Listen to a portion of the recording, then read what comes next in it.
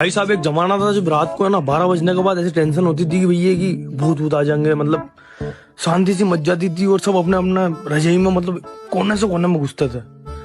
और आज का जमाना है, तुमने भूतकाल भविष्य काल ही बदल दिया भैया। रात को 12 बजे बाद आदमी ढूंढ रहा कि भैया सब सो गए हो तो मैं फोन चला लूं, इंस्टाग्राम खोल रहे हैं, रील से देख रहे हैं।